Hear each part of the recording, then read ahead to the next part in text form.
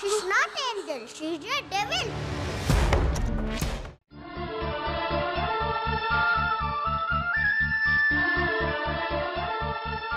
నువ్వు తప్పు చేయనప్పుడు ఎందుకు భయపడ్డా?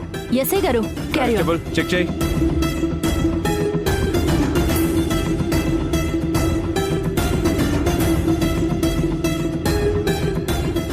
ఏం లేవు సార్. బయట కార్ కూడా చెక్ చేయండి. నువ్వు కూడా వెళ్ళు.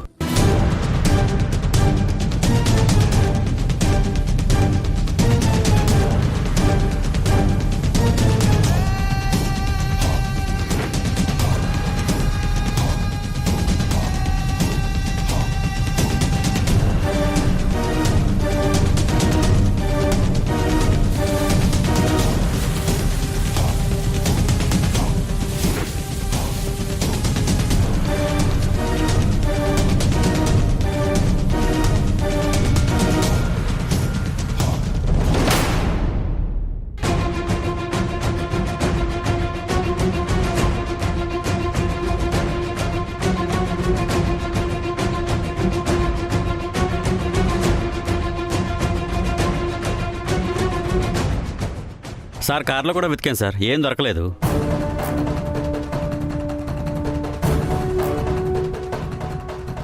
ఏమయ్యా ఇప్పుడేం మాట్లాడతారు?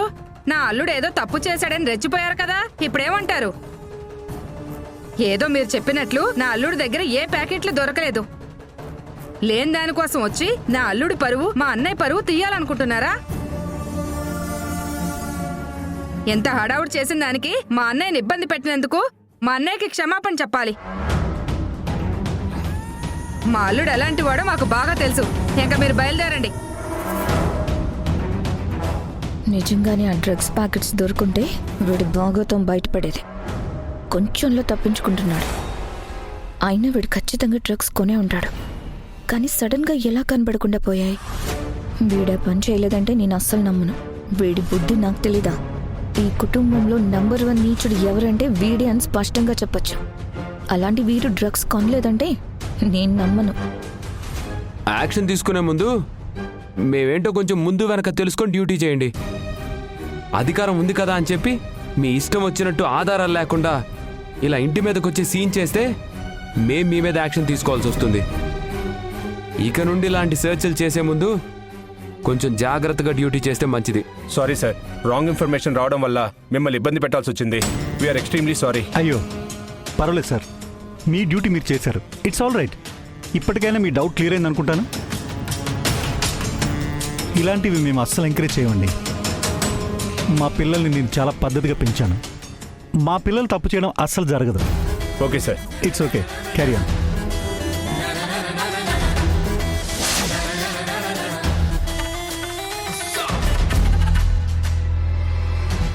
పోలీసులకు వచ్చిన రైట్ ఇన్ఫర్మేషన్ రాంగ్ చేశారని నా ఫీలింగ్.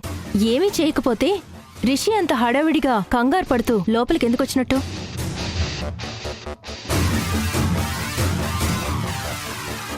పోలీసులు ఎవరిని కాదన్నట్టు రిషిని చేసి చేసుకుంటూ ఎందుకు వచ్చినట్టు? కారణం లేందే పోలీసులు రారు కదా. అంటే ఏంటి నువ్వు చెప్పేది?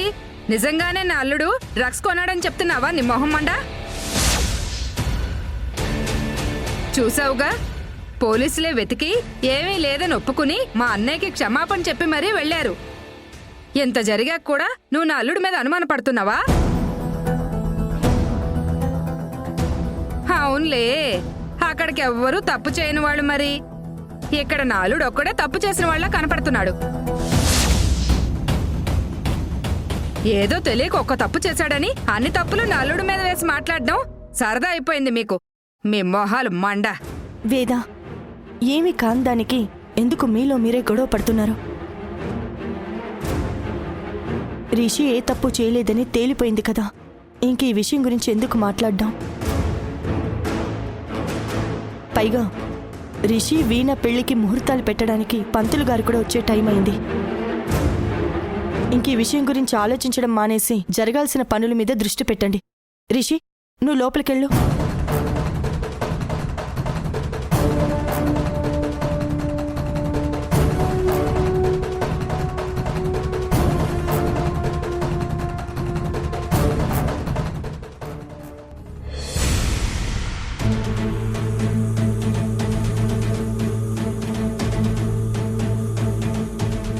అత్తయ్య, మీరు మాట్లాడిందేమీ నాకు నచ్చలేదు. ఏమైంది వేద? నేనేం చేశాను? రిషి ఆడుతుందంత డ్రామా అని మీకు అర్థం కావట్లేదా? రిషి ఏం చేయకుండానే పోలీసులు వచ్చారనుకుంటున్నారా?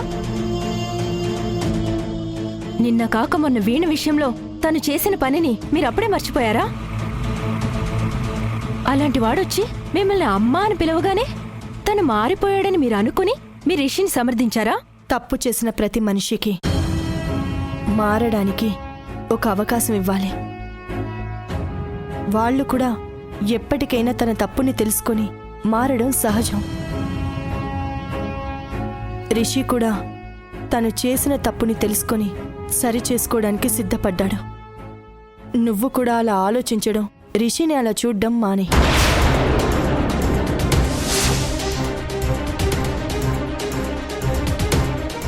అమ్మయ్యా, నా నటనతో ఇంట్లో వాళ్ళని మెల్లగా నమ్మించడం మొదలుపెట్టాను. ఇలాగే నా పర్ఫార్మెన్స్ పెంచుకుంటూ పోతే నేను అనుకున్నది ఈజీ అవుతుంది. ఇలాంటి సిచ్యువేషన్లో ఈ డ్రగ్స్ మ్యాటర్ బయటికి రాకుండా నేను తప్పించుకొని సేఫ్ అయ్యాను. ఇప్పుడు నా మీదున్న మంచివాడనే ఇంప్రెషన్ని ఇలాగే మెయింటైన్ చేస్తూ ఉండాలి. అవును, ఇంతకీ ఆ డ్రగ్స్ ఏమైపోయాయి?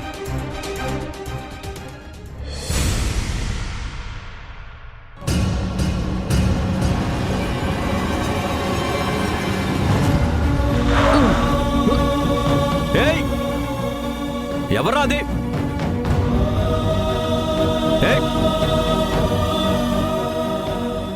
కార్తీక్, కార్తీక్, ఏంటి ఎలా అయిపోయావు? నేను చూస్తుంది మా కార్తీక్ నేనా? నిన్ను ఇలా చూస్తుంటే మనసుకు చాలా బాధగా ఉంది కార్తీక్. జరిగిందంతా తెలిసింది. వినగానే నాకు చాలా బాధగా అనిపించింది. నువ్వు వీణ ఒకరినొకరు ఎంతగా ఇష్టపడ్డారో నాకు బాగా తెలుసు. అలాంటిది మీ ఇద్దరికీ ఇలాంటి పరిస్థితి రావడం చాలా బాధగా ఉంది కార్తీక్. పెద్దిరెడ్డి అంకుల్, మీరా? ఏంటి మీరు కూడా అందరిలాగే నా మీద జాలి చూపిస్తున్నారా? నీ బాధ నేను అర్థం చేసుకోగలను కార్తీక్.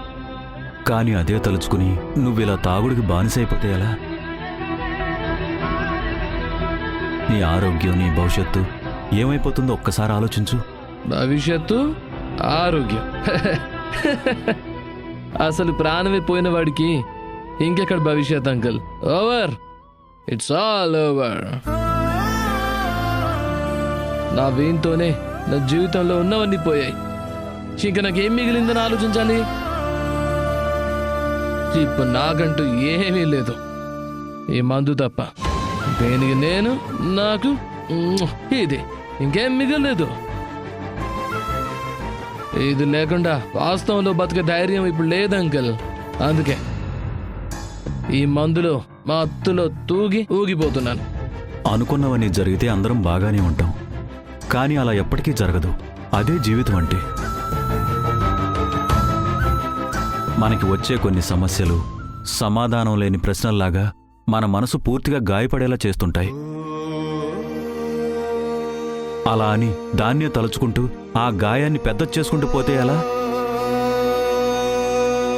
ఎంతో కసిగా ఫ్యాక్టరీ పనులు మొదలుపెట్టి బిజినెస్ స్టార్ట్ చేశాం. ఇప్పుడు దాని పరిస్థితి ఏంటి?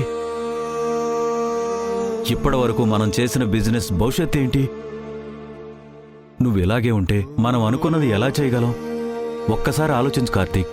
నన్ను నమ్మి నా కోసం మీరు చాలా సాయం చేశారు, కానీ నేనిప్పుడు మీకు ఇచ్చిన మాట నిలబెట్టుకునే పరిస్థితిలో లేను. నేను బిజినెస్లోనే కాదు, పూర్తిగా నా లైఫ్లోనే కార్తీక్, నేను పెద్ద జీరోగా ఉండిపోయాను.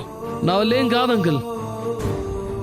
నేను అనుకున్నది ఏది నాకు దక్కదు. కార్తీక్, భవిష్యత్తులో నిన్ను చాలా గొప్పవాళ్లా చూడాలనుకున్నాను, కానీ ఇలా చూస్తానని కల్లో కూడా అనుకోలేదు.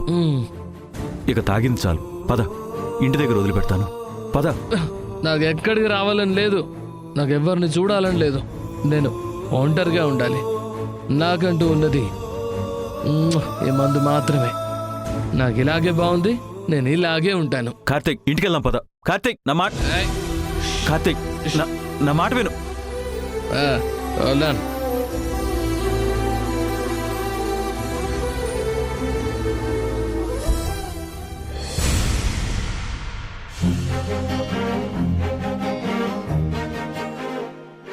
నమస్కారం అయ్యా. కూర్చోండి. నమస్కారం అమ్మా. నమస్కారం అండి. పంతులు గారు, మా వీణాకి రిషికి పెళ్లి ముహూర్తం పెట్టించడానికి మిమ్మల్ని పిలిపించాం. ఇద్దరి జాతకాల్ని బట్టి మంచి ముహూర్తం పెట్టండి. ఇదిగోండి. అలాగే అమ్మా, దివ్యమైన ముహూర్తం పెడతాను. పెట్టండి పెట్టండి, ముహూర్తమే కదా. మీరు పెళ్లి జరగాలని చూసి మరీ మంచి ముహూర్తం పెట్టినా నేను పెట్టే ముహూర్తం ముందు ఏది పనిచేయదు.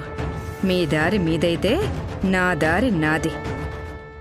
బాగా చూసి ఏం ఆటంకం రాకుండా నా చిన్న కొడుకు చిన్న కోడలు ఇద్దరూ చాలా హ్యాపీగా ఉండేలా మంచి ముహూర్తం పెట్టండి. అలాగే అండి.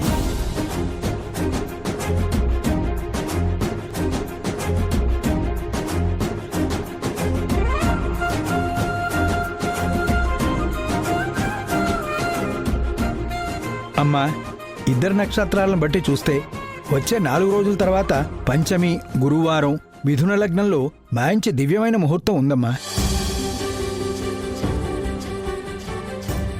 ఈ ముహూర్తం ఇరువురు వివాహానికి సరిగ్గా సరిపోతుంది. మరి ఈ ముహూర్తమే ఖాయం చేయమంటారా? ఆ ముహూర్తాన్నే ఖాయం చేయండి. చాలా మంచి ముహూర్తం అని చెప్తున్నారు కదా, ఇంకెందుకు ఆలస్యం? అదే ఫిక్స్ చేయండి. ఏమంటారు అత్తయ్య? ఓకే చెప్పాల్సింది మనం కాదు, వీణ. తన ఇష్టమేంటో తెలుసుకోకుండా ఈ పెళ్లి జరగడం కుదరదు. నన్ను పెళ్లి చేసుకోవడం తనకిష్టమో లేదో ముందు తను చెప్తేనే మీరు డిసైడ్ చేసిన పెళ్లి జరుగుతుంది. చెప్పు వీణ, నీకు పెళ్లి ఇష్టమేనా? చేసిందంతా చేసి ఇప్పుడు నా నిర్ణయానికి విలువిచ్చినట్టు మాట్లాడుతున్నావా? బలిచ్చే పశువుని నిన్ను బలివ్వమంటావా అని అడిగితే ఏమైనా చెప్తుందా?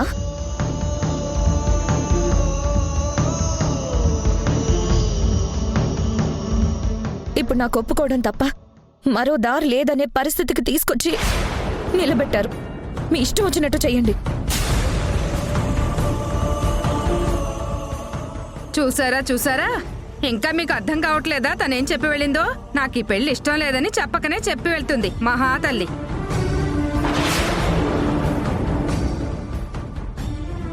చేసుకునేవాడు ఇష్టం లేనప్పుడు ఇంకా వాడితో పెళ్ళంటే ఎలా ఇష్టం ఉంటుంది? ఇప్పుడే ఇలా ఉంటే రేపు మా అల్లుడు తనకిష్టం లేకుండా బలవంతంగా తాళి కట్టినా కాపురం చేస్తుందన్న నమ్మకం నాకు లేదు. ఏంటో ఈ విడ్డోరో నా మొహం మండ. తనకిష్టం ఉందో లేదో తెలియదు, కానీ నీకు మాత్రం ఈ పెళ్లి ఇష్టం లేదని బాగా అర్థమవుతుంది. తనకి జరిగిన అన్యాయానికి తనేం చెయ్యాలో కూడా తెలియని స్థితిలో ఉన్న ఒక ఆడపిల్లని అర్థం చేసుకోకుండా నీ నోటికొచ్చినట్టు మాట్లాడుతున్నావు. తన బావే సర్వస్వం అనుకుని బ్రతికిన తను ఇప్పుడు ఉన్నట్టుండి సాత్విక్ని మర్చిపోయి రిషితో పెళ్ళంటే ఎలా ఇష్టపడుతుంది? ఇప్పుడు తనున్న స్థితిలో తనకి ఏది మంచో ఏది చెడో నిర్ణయించి వీణకి న్యాయం చేయాల్సింది మనమే మెల్లగా ఆ గాయపడ్డ మనసుకి మందు వేస్తూ తనకి నచ్చ చెప్పుకుంటూ రావాలి. పార్వతి చెప్పిందే కరెక్ట్. ఈ పెళ్లి వల్ల వీణకి న్యాయం జరగడమే కాకుండా ఎప్పటి నుంచో ఎదురు చూస్తున్న పార్వతి కూడా రాబోతుంది. తనొస్తే అందరికీ ఆనందమే. ఈ పెళ్లితో అన్ని సమస్యలు పోవాలి. పంతులు గారు, మీరు లగ్న పత్రిక రాయండి. అలాగేనండి.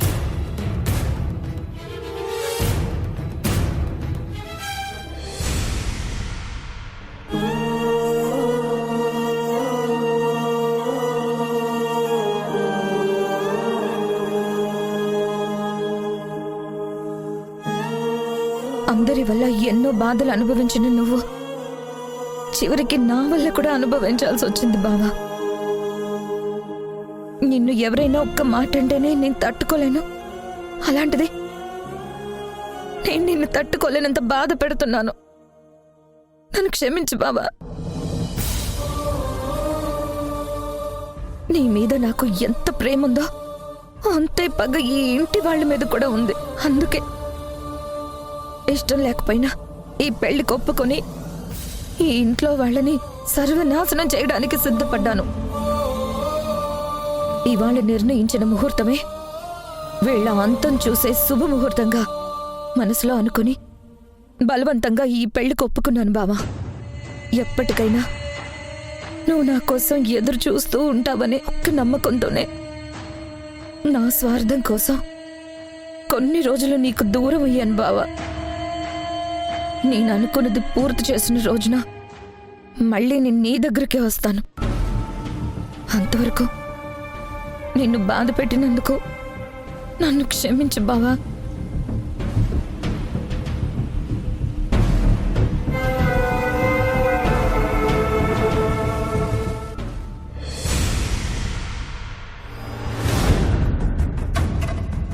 చూడవే అమ్మా, అన్నీ ఇలా చూస్తూ ఉండు. నీ కళ్ళ ముందే అన్నీ వాళ్ళకి నచ్చినట్టు చేసుకుంటూ పోతారు. నీ మొహం మండ. ఆ పార్వతి చేస్తుంది చూస్తుంటే ఇక మీదట అన్నీ చూడటమే తప్ప ఏమీ చేయలేవని అర్థమైపోయే వరకు చూస్తూనే ఉండు. అన్నిసార్లు చూడు చూడు అనకే.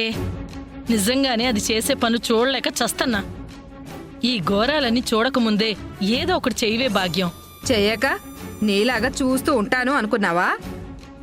అయినా విడ్డూరం కాకపోతే అన్నయ్య కూడా ఆవిడగారు చెప్పిందే వింటున్నాడు. పార్వతి చెప్పిందే కరెక్టు, పార్వతి ఏం చెప్తే అదే అని పిచ్చి పిచ్చిగా మాట్లాడుతున్నాడు. ఇలా అందరూ ఆవిడ చెప్పిందే వేదం అన్నట్టుగా ఉంటే నిజంగానే మనం చూడలేని ఘోరాలు ఎన్నో చూడాల్సొస్తుంది. ఇప్పుడు ఈ పెళ్లి కూడా తన చేతుల మీదే జరిగిపోతే ఇక అది ఇంట్లో నుండి వెళ్ళటం కాదు, పనిగట్టుకుని మనల్ని ఇంట్లో నుండి వెళ్ళగొడుతుంది. తను మాత్రం ఇక్కడే పాతుకుపోతుంది. అలా జరగనివ్వకూడదే అమ్మా, అస్సలు జరగకూడదు. చెయ్యాల్సిందంతా చేసేసి ఇప్పుడు ఏం చేయమంటావని అడుగుతాడేంటే రిషిగాడు దాన్ని. పైగా అమ్మా అని వరుస కలిపి కాళ్ల మీద పడిపోయాడు వేద్దావా. ఇలా ఒక్కొక్కళ్ళు దాన్ని జపం చేసుకుంటూ పోతే ఈ ఇల్లు ఒక దేవాలయం, అదొక దేవతలా కనిపిస్తుంది అందరికి. అంత నా కర్మ. త్వరగా ఏదో ఒకటి చేసి దాన్ని ఇంట్లో అందరికీ ఒక దెయ్యంలా కనపడేలా చెయ్యాలే భాగ్యం. మంచి జరగాలంటే ఎంతో సమయం పడుతుంది అమ్మా. అదే చెడు జరగాలంటే చిట్టికేసినంత సమయం చాలు. అలాంటి సమయం ఒక్కటొస్తే చాలు. ఏదో ఒకటి చేసి ఈ పెళ్లిని పెటాకులు చేయకపోతే నా మొహం మండ, నా పేరు భాగ్యమే కాదు.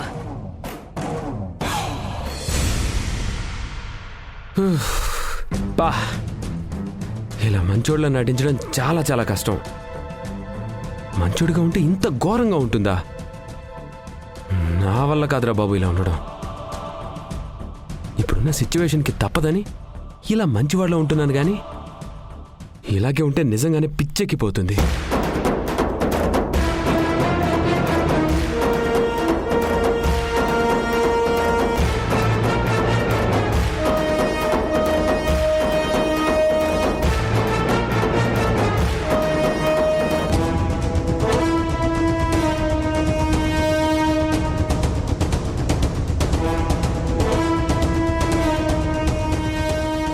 నేను కొన్న డ్రగ్స్ కార్ డాష్బోర్డ్లోనే పెట్టాను కదా, మరవి ఉన్నట్టుండి ఎలా కనపడకుండా పోయాయి? అవి అలా కనపడలేదు కాబట్టే నేను సేఫ్గా తప్పించుకున్నాను. పోనీలే. అమ్మో, ఊహించుకోవడానికి భయంకరంగా ఉంది. బట్ అక్కడ పెట్టిన డ్రగ్స్ ఏమై ఉంటాయబ్బా? బహుశా కంగారులో వేరే ప్లేస్లో ఏమైనా పెట్టేశానేమో.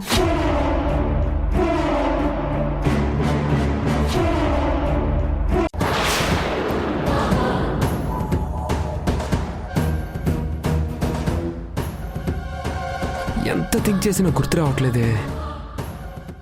ఏమైనట్టబ్బా?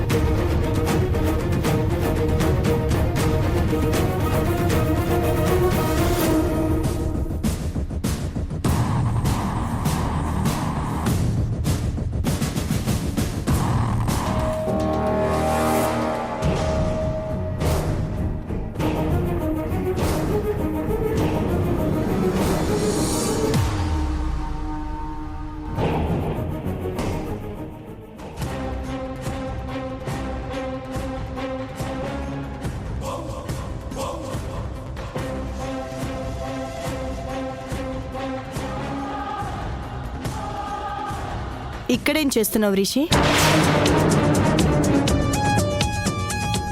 అబ్బే ఏం లేదమ్మా, పోలీసులు నా వెంట పడ్డారన్న కంగారులో కార్ కీస్ వదిలేశానంతే.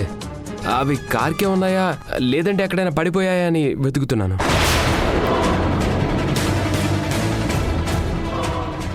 అయినా మీరు ఈ టైంలో ఇక్కడేం చేస్తున్నారు? నువ్వు వెతుకుతున్న వస్తువు నీకు ఇచ్చి వెళ్దామని వచ్చాను.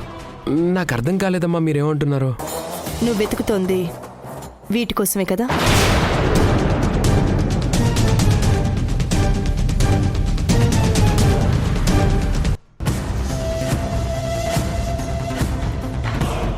ఆ ఇడియట్ని నువ్వు పెళ్లి చేసుకుని హ్యాపీగా ఉండగలవా? నాకంతకు మించి వేరే దారి లేదు బావా. తెల్లవారుగానే గుళ్ళో మన పెళ్లి. వచ్చే బిన నేను నీకు తగిన దాన్ని కాదు.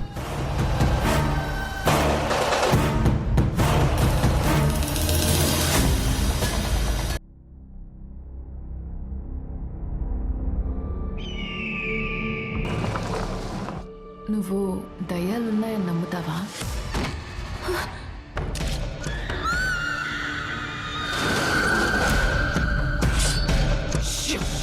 దయ్యం వస్తుంది.